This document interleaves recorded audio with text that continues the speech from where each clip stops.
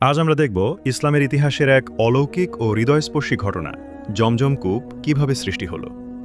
আল্লাহর আদেশে হজরত ইব্রাহিম আলহিসাল্লাম তার স্ত্রী হজরত হাজেরা রাদিয়াল্লাহু তাআলা আনহু ও শিশুপুত্র হজরত ইসমাইল আলহিসাল্লামকে মক্কার নির্জন উপত্যকায় রেখে যান। চারদিকে পানি নেই, মানুষ নেই, শুধু উত্তপ্ত বালু আর পাহাড়। কিছু সময় পর হাজেরা রাদিয়াল্লাহু তাআলা আনহুর কাছে থাকা সামান্য খাবার ও পানি শেষ হয়ে যায়, যার কারণে তার দুধ আসা বন্ধ হয়ে যায়।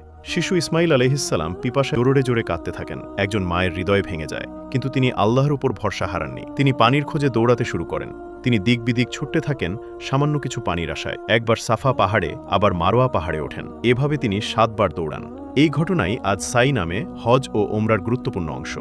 যখন তিনি ক্লান্ত হয়ে ফিরে আসলেন, দেখলেন হজরত ইসমাইল আলহিসাল্লাম পা দিয়ে জমিনের যে জায়গায় আঘাত করল, আল্লাহর কুদরতের সাথে সাথে মাটি ফেটে বেরিয়ে এলো পানি। প্রবল বেগে ঝরতে লাগলো। হাজেরা রাদিয়াল্লাহু তাআলা আনহু খুশিতে চিৎকার করে বললেন, জম জম, অর্থাৎ থেমে যাও, থেমে যাও। তিনি পানি জমা করতে লাগলেন যেন তা নষ্ট না হয়। এভাবেই এই পানির নাম হয় জমজম। এই পানি ছিল না সাধারণ কোনো পানি, এটি ছিল আল্লাহর বিশেষ রহমত। রাসূলুল্লাহ সাল্লাল্লাহু আলাইহি ওয়াসাল্লাম বলেছেন, জমজমের পানি যার নিয়তে পান করা হয় তার জন্যই উপকার করে। যে ব্যক্তি জমজমের পানি আল্লাহর উপর বিশ্বাসের সহিত পান করে, আল্লাহ তাআলা তার সকল মনোকামনা পূরণ করে। জমজম শুধু একটি কূপ নয়, এটি ঈমান, তাওয়াক্কুল আর আল্লাহর রহমতের